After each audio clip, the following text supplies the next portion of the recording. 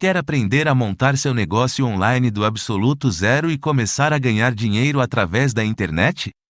Acesse o link no primeiro comentário fixado. Coisa aqui que ontem o Rodrigo veio aqui, Rodrigo Santoro, e vocês têm uma história em comum, né? Que é o bendito Carandiru. Como que você conheceu, chegou até o Carandiru? Como é que foi pra escrever esse livro? Ó, eu sempre gostei de filme de cadeia, desde moleque. Também. Eu tinha um primo da minha avó que era gerente de um cinema no Brás, chamado Cine Rialto, na Rua João Teodoro.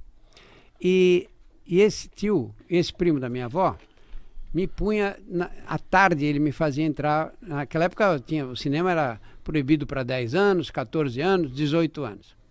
E ele me fazia entrar à tarde para assistir aos filmes. E eu vi um filme lá, que era um filme chamado Força Bruta, com o Burt Lancaster, e que se passava numa cadeia, aqueles filmes branco e preto, né? Eu fiquei tão impressionado com aquele filme, mas eu adorei, sabe? Adorei o filme. Como que era? Era uma cadeia com um diretor que era um malandro e eles planejam uma fuga da cadeia. E o filme, olha, quando eu publiquei a Estação Carandiru, o pessoal da companhia, eu falei, depois de um livro que eu escrevi, um livrinho infantil que chama Nas Ruas do Brás, e eu falei desse filme. E a Companhia das Letras me conseguiu um filme, ainda aquele filme que rodava, como chamava aquilo? Fita cassete? É. VHS. Nem era VHS, não. Aquela fita Era antes anterior. VHS? Antes de VHS. Foi em 99 isso, 2000. Ah, devia ser VHS. Não era, não. Não? Acho que era aquele que você punha, depois você tinha que enrolar. Uma fita assim. Era aquela fita. E eu assisti com a minha mulher. Eu tinha já nessa época 50 anos mais tarde de ter visto o filme.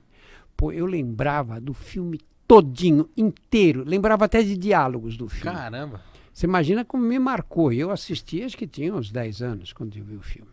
Muito bem. Aí um dia me pediram, eu comecei a fazer umas vinhetas para falar de AIDS, porque a AIDS chegou aqui e todo mundo chamava AIDS de peste gay, sabe? Na imprensa, peste gay, que era só doença de homossexual. Aí eles diziam na época que era castigo de Deus para os homossexuais. Eu já vi isso. Já vi isso. E eu tinha um amigo que dirigia a Jovem Pan naquela época, que era uma rádio maravilhosa, era a melhor rádio de São Paulo, a maior audiência. E eu dei uma entrevista para ele. E na rádio gravei uma coisa sobre médico que aparecia em meio de comunicação de massa naquela época, ficava desmoralizado completamente com os colegas. Médico, sério? Eles não gostavam? Não gostavam. Porque achavam que estava fazendo propaganda. Quer ficar famosinho? Tá querendo ficar famoso. Sim, entendi. E eu fiz isso, e aí uma senhora chamada Maria Odete Brandalize, ela era da Perdigão, era da família que controlava a Perdigão na época. Ela quis fazer um vídeo e veio falar comigo, como eu falava no rádio e tal, ela veio falar comigo. Que eu falei, olha, eu acho ótima essa ideia de fazer um vídeo sobre AIDS, mas não quero fazer aquela coisa de água com açúcar, né? Acho que é legal se a gente puder ver onde o vírus está se espalhando, que é no meio das travestis, no meio da prostituição, na cadeia, não é? Entre os usuários de droga. Nós filmamos droga, o pessoal tomando baque na veia, que era a droga da moda na época, né? Cocaína, água, injetava na veia. Cocaína com água? Diluía na água e injetava na veia. Quando cheguei no Carandiru, era só essa droga que... E aí a AIDS ia pro inferno, né? Porque imagina, fica cambada de maluco ali. Compartilhando a seringa. Pois é. Às vezes nem compartilhavam, mas lavavam no mesmo copo, sabe? Imagina. E aí eu fui ao Carandiru. Passamos um dia filmando lá. Como é que foi entrar no Carandiru? Pô, eu tomei um choque, né? Porque o Carandiru é uma coisa, uma cidade, né? Você entrava em cadeia, você entra. Porta de cadeia não bate assim igual as nossas, né? Você entrou, aquele barulho, já te coloca no clima, né? Caralho. Aí você entra, vê aqueles caras todos de calça caque, circulando. O Carandiru funcionava, as pessoas andando para lá e para cá. Os presos passavam o dia circulando pela cadeia. E em cima ficavam os guardas na muralha, que era PM na época, né? Depois do massacre acabou a PM lá. Eles ficavam como metralhadora, andando assim em cima da muralha. E, puta, eu fiquei fascinado por aquilo. Fiquei fascinado. Logo quando você chegou, os presos te respeitaram, ficaram meio, quem é esse cara aí? Olha, cadeia, o povo é sempre desconfiado, especialmente os funcionários. Porque eles acham, esse cara, qual é dele, o que ele quer aqui, quer ser candidato a alguma coisa, faz parte de alguma associação aí. Eles sempre tomam muito cuidado com a gente. Mas eu cheguei, comecei a dar umas aulas para os presos lá num cinemão, passava uns vídeos. Eles se interessavam? Eles se interessavam, mas aí tinha uma história. Tinha um funcionário lá chamado Valdemar Gonçalves. Era um puta cara, foi meu grande amigo mesmo. E o Valdemar veio para me ajudar. Porque imagina o seguinte, você diz, hoje nós vamos fazer, a gente mostrava um vídeo, depois eu respondia perguntas dos presos. Tinha um cinemão antigo lá, que tinha sido detonado numa rebelião anterior, então era um cimentadão, mas tinha um palco.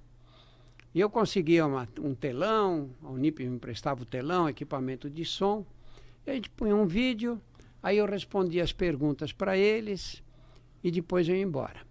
Só que como é que você faz? A gente punha uns 400 de cada vez.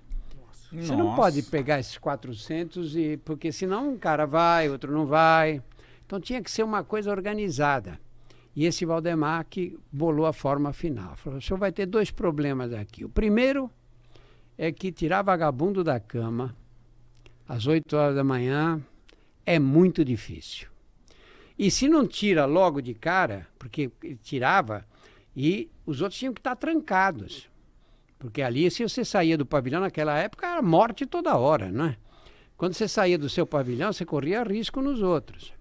Então, o que eles faziam? É que ele fazia assim. Hoje vai 2 andares do pavilhão 8. Aí eu abria só essas celas e trazia. A hora que eles entravam no cinema, aí abria a cadeia inteira. Muito bem. Eu tive uma reunião com o pessoal da faxina, que era quem coordenava ali, e eles prometeram, falaram, doutor, tranquilo, não vai acontecer nada. Eu falei, se um dia morrer um, acaba esse programa. Falei, não vai morrer ninguém. E bandido tem esse lado bom, né? Quando eles falam, acontece, né? Lei de bandido não é igual a nossa, não. Aí, esse Valdemar bolou o esquema total, que foi o que acabou funcionando. Ele falou, o senhor faz assim, eles vêm para cá, o senhor passa o vídeo, dá aula, eles perguntam, o senhor responde, aí o senhor vai embora, sai do cinema. A sua aula era para falar de AIDS. De AIDS, era só AIDS. Aí o senhor sai e vai embora. E aí eu passo um filme de sacanagem para eles. Falei, pô, Valdemar, mas eles vão chegar só para ver o filme de sacanagem. Falaram, não, é um pacote. Caraca, que legal. Você vem, entrou, acabou, eu tranco a porta. Pacote. Amei. Pra ver o pornozão, vai ter que ver a Tem que educação assistir primeiro. o doutor falando aqui. Os caras te viam Pô, de isso pau aí duro. funcionou, uns 10 anos ou mais. Os caras, vai logo, doutor. Vamos logo, eu quero ver quem vai. Manuela agora. Desculpa, continua. Mas funciona. A primeira já funcionou. Funcionou durante 10 anos isso. 10 anos. Nós íamos passando, terminava o último pavilhão, voltava para o começo, porque também os presos rodavam, né? Em 1, 2 anos mudavam, que meses mudavam os presos, né? Aí eu fico pensando, pô, é só no Brasil que podia acontecer uma coisa dessa. Né? Verdade, cara, Imagina, mas funciona. cadeia do mundo. E logo funcionou Oh, os seus vídeos, a sua educação. A galera logo se conscientizou? começou a funcionar lá? Muito.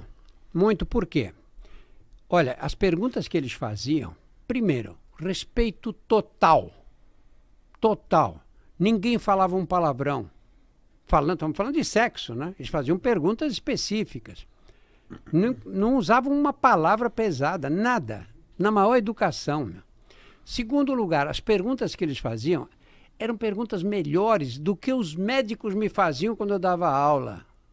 Porque eles conheciam a doença dali, estavam no meio deles ali, né?